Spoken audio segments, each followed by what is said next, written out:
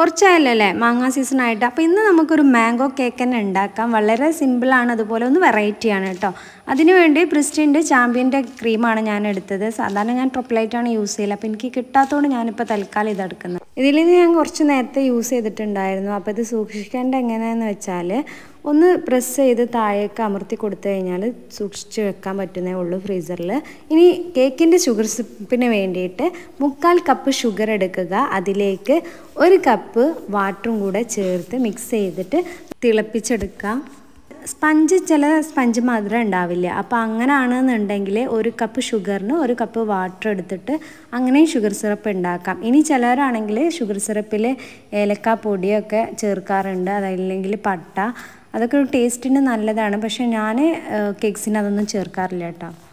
Sugar syrup നന്നായി തിളച്ച് വന്നിട്ടുണ്ട്. ഇനി ചൂടാറാൻ വേണ്ടിയിട്ട് നമ്മൾ കുറച്ച് നേരം വെച്ച് കൊടുക്കുക. ഇനി 2 മാങ്ങയാണ് 1 kg കേക്കിന് വേണ്ടത്. ഇതൊന്ന് ഷോപ്പിൽ നിന്ന് വാങ്ങിയതാണ്, ഒന്ന് വീട്ടിലുണ്ടായതാണ്. അപ്പോൾ നിങ്ങൾക്ക് വീട്ടിലുള്ളത് ഉണ്ടെങ്കിൽ അതെടുക്കുക, നോക്കുക. അതാകുമ്പോൾ ഒന്നും കൂടെ നന്നായിരിക്കും. അപ്പോൾ നല്ല മധുരമുള്ള മാങ്ങയാണ്. അപ്പോൾ ഈ ഒരു മാങ്ങ എടുത്തിട്ട് ഞാൻ കട്ട് ചെയ്തെടുക്കുന്നുണ്ട്. ഇതുപോലെ നമ്മൾ കട്ട് ചെയ്തെടുക്കുക. ഇനി ഇത് ക്രഷ് ചെയ്തെടുക്കണം. അപ്പോൾ അതിൻ്റെ മുന്നായിട്ട് അതിലേക്ക് 1 ടേബിൾ സ്പൂണ് മിൽക്ക് മെയ്ഡ് ചേർത്ത് കൊടുക്കുന്നുണ്ട്. മധുരമുള്ള മാങ്ങ ആയതുകൊണ്ട് 1 ടേബിൾ സ്പൂൺ ചേർത്തു. മധുരം ഇല്ലെങ്കിൽ നിങ്ങൾക്ക് വേണമെങ്കിൽ 1.5 ടേബിൾ സ്പൂണോ 2 ടേബിൾ സ്പൂണോ ഒക്കെ ചേർക്കാവുന്നതാണ്. ഇനി ഇതൊന്ന് ജസ്റ്റ് ക്രഷ് ചെയ്തെടുക്കാം.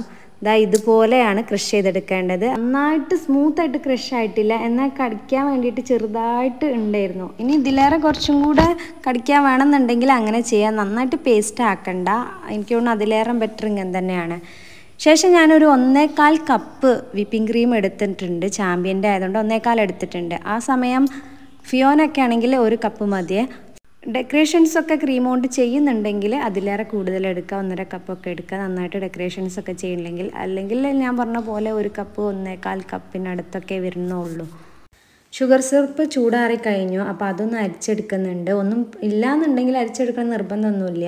ഇനി കേക്ക് ബോർഡിനെ കുറിച്ച് പറയാം. കേക്ക് ബോർഡ് നമ്മൾ കുറേ മുന്നേ വാങ്ങി കേക്ക് ബോർഡാണെങ്കിൽ അത് ഒരു എയർ ടൈറ്റ് ആയിട്ട് വെക്കുക. കവറിൽ നന്നായിട്ട് പാക്ക് ചെയ്ത് വെക്കുക. ഇല്ലെങ്കിൽ ചിലതൊക്കെ പെട്ടെന്ന് പൂത്ത് പോകാനുള്ള സാധ്യതയുണ്ട് കേട്ടോ. അപ്പോൾ അങ്ങനെ ചിലർ ചോദിച്ചിരുന്നു. അപ്പോൾ അതിൻ്റെ റിപ്ലൈ ആയിട്ട് ഞാൻ പറഞ്ഞു തരികയാണ്. അപ്പോൾ ഇതാണ് കേക്ക് ബോർഡ്, ഒരു 1.5 kgൻ്റെത്. അപ്പോൾ അതിലേക്ക് ഞാൻ 1 kgൻ്റെ സ്പഞ്ച് കേക്ക് ചോക്ലേറ്റ് വെച്ച് കൊടുത്തു. ചോക്ലേറ്റ് സ്പഞ്ച് കേക്കിൻ്റെ റെസിപ്പി കഴിഞ്ഞ വീഡിയോയിൽ അപ്ലോഡ് ചെയ്തിട്ടുണ്ടായിരുന്നു. ഈ വീഡിയോയുടെ ലാസ്റ്റും കൂടെ ലിങ്ക് ഷെയർ ചെയ്യുന്നുണ്ട്. അപ്പോൾ കാണാത്തവരുണ്ടെങ്കിൽ ഒന്ന് കണ്ടു നോക്കുക. മുകൾ ഭാഗം ഞാൻ കട്ട് ചെയ്ത് കൊടുക്കുകയാണ് ഇതിൻ്റെ. അപ്പോൾ ഓവനിലായി കഴിഞ്ഞാൽ ഇതുപോലെ ഡ്രൈ ആയിട്ട് വരും മുകൾ ഭാഗം. അപ്പോൾ അത് യൂസ് ചെയ്യാതിരിക്കുക. പക്ഷേ കുക്കറിൽ നമ്മൾ ബേക്ക് ചെയ്ത് കഴിഞ്ഞാൽ ഇങ്ങനെ ഒരു സംഭവം ഉണ്ടാവില്ല കേട്ടോ. അപ്പോൾ ഇത് ഇതേപോലെ കട്ട് ചെയ്ത് ഒഴിവാക്കുന്നുണ്ട്. ആ ചില സമയത്ത് കേക്ക് ബോർഡിൽ ഒട്ടി പിടിച്ചിട്ട് അത് മാത്രമായിട്ട് സെപ്പറേറ്റ് ആയിട്ട് പോരും. അപ്പോൾ നമുക്ക് കട്ട് ചെയ്യേണ്ട ആവശ്യമില്ല. ഇനി സൈഡിലുള്ളതൊക്കെ ഒന്ന് ക്ലീൻ ആക്കി കൊടുത്ത് കേക്ക് കട്ട് ചെയ്യുന്ന കയറ്റി ഉപയോഗിച്ചിട്ട് ഞാൻ കട്ട് ചെയ്തെടുക്കുന്നുണ്ട്. 3 ലെയറായിട്ടാണ് കട്ട് ചെയ്തെടുക്കുന്നത്. വേണമെങ്കിൽ 4 ലെയറായിട്ടും കട്ട് ചെയ്തെടുക്കാം. എത്ര കട്ടി കുറയുന്നോ അത്രയും ടേസ്റ്റ് കൂടുന്നാണ് പറയുന്നത്. പക്ഷെ ഞാനിവിടെ 3 എണ്ണമായിട്ടാണ് കട്ട് ചെയ്തത്. ശേഷം കേക്ക് ബോർഡിലുള്ള കേക്ക് ക്രംസ് ഒന്ന് ക്ലീൻ ആക്കി കൊടുത്തു. അതിനുശേഷം അതിൻ്റെ താഴ്ഭാഗത്ത് കുറച്ച് വിപ്പിംഗ് ക്രീം സ്പ്രെഡാക്കി കൊടുത്ത്, ഇത് കേക്ക് ചെരിയാതിരിക്കാനും കേക്ക് ബോർഡിൽ നിന്ന് താഴെ പോകാതിരിക്കാനൊക്കെ വേണ്ടിയാണ് ഇങ്ങനെ വിപ്പിംഗ് ക്രീം തേക്കുന്നത്.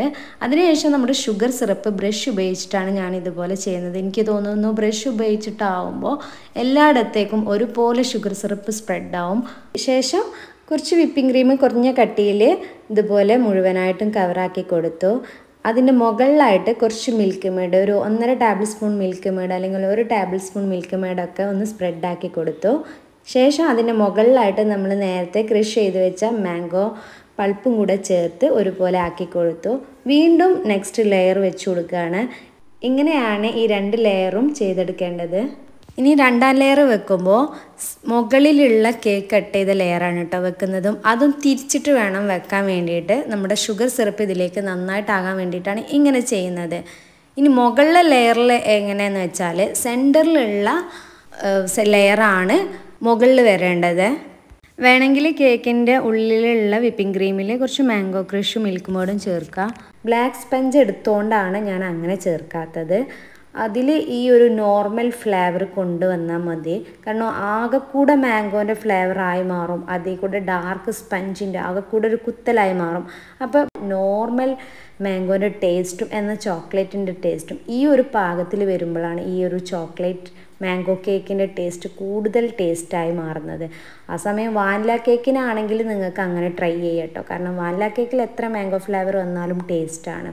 ഇനി സൈഡിലേക്ക് കുറച്ച് ക്രീം എടുത്തതാ ഇതുപോലെ നമ്മളെ ക്രം കോട്ട് ഒന്ന് ചെയ്തെടുക്കണം. കേക്കിൻ്റെ ക്രംസിന് ഉള്ളിലേക്ക് ആക്കുക എന്നാണ് ഇതുകൊണ്ട് ഉദ്ദേശിക്കുന്നത്. അപ്പോഴാണ് ഇനി ഇതിൻ്റെ മുകളിൽ ഫ്രോസ്റ്റ് ചെയ്യുമ്പോൾ ഒന്ന് ഫിനിഷായി വരുവല്ലേ. പിന്നെ കേക്ക് ബോർഡൊക്കെ ഇതുപോലെ ക്ലീൻ ആക്കി കൊടുക്കുന്നുണ്ട്. ശേഷം മുകളിൽ കുറച്ച് വിപ്പിംഗ് ക്രീം കട്ടിയിൽ വേണം എടുക്കാൻ. പിന്നെ ഇതുപോലെ തന്നെ സൈഡിൽ കുറച്ചും കൂടെ കട്ടിയിൽ എടുത്ത ശേഷം ഇതുപോലെ കേക്കിനെ ഫുള്ളായിട്ട് കവർ ചെയ്തെടുക്കുക. ഇതിന് ശേഷം ഈ നൈഫ് തുടച്ചെടുക്കണം. അങ്ങനെ ഓരോന്നും വൃത്തിയാക്കുന്ന സമയത്ത് നൈഫ് തുടച്ചുകൊണ്ടേ ഇരിക്കണമെങ്കിൽ മാത്രമേ കറക്റ്റായിട്ട് എഡ്ജും കാര്യങ്ങളൊക്കെ വരികയുള്ളൂ കേക്കിന്. ഫസ്റ്റ് ഫ്രോസ്റ്റിംഗ് വീഡിയോ ആയതുകൊണ്ടാണ് ഇങ്ങനെ ലോങ് ആയിട്ട് കാണിക്കുന്നത്, അതുകൊണ്ടൊന്നും വിചാരിക്കരുത്. ഇതുപോലെ ഈ ഒരു കേക്ക്സിൻ്റെ വീഡിയോ നിങ്ങൾക്ക് ഇഷ്ടമായെങ്കിൽ ലൈക്ക് ചെയ്യാനും ഷെയർ ചെയ്യാനും കമൻറ്റ് ചെയ്യാനും മറക്കരുത്. സബ്സ്ക്രൈബ് ചെയ്ത് കാണുന്നവരാണെങ്കിൽ തീർച്ചയായും സബ്സ്ക്രൈബ് ചെയ്യുക. മുന്നത്തെ വീഡിയോസൊക്കെ നോക്കുക. അതുപോലെ അതൊക്കെ കണ്ടിട്ട് ഇഷ്ടമാണെങ്കിൽ തീർച്ചയായും ഫോളോ ചെയ്യുക. മുകളിൽ അത്യാവശ്യം ലെവലാക്കി കൊടുത്തു. ഇനി മുകളിൽ അത്ര ലെവലാക്കി കൊടുക്കണം എന്നില്ല, മാംഗോ പൾപ്പ് ഇട്ട് കൊടുക്കുകയാണ്. ഇനി ഒരു ചെറിയ നൈഫ് എടുത്ത് ക്രീമിൽ ഒന്ന് പ്രസ് ചെയ്ത് കൊടുത്ത് ഇതുപോലെ ചുറ്റി കൊടുക്കുന്നുണ്ട്. അപ്പോൾ ഈ ഒരു ഡിസൈൻ കിട്ടും, ചെറുതായിട്ട് ലൈനുള്ള. ഇനി മുകളിൽ മാംഗോ ക്രഷ് ചെയ്തതും കൂടെ എടുത്ത് സ്പ്രെഡാക്കി കൊടുക്കുന്നുണ്ട്. ശേഷം ഡാർക്ക് ചോക്ലേറ്റ് ഗണാഷ് എടുത്തിട്ട് പൈപ്പിംഗ് ബാഗിലാക്കി ഇതുപോലെ ലൈൻ ഇട്ട് കൊടുക്കുന്നുണ്ട്.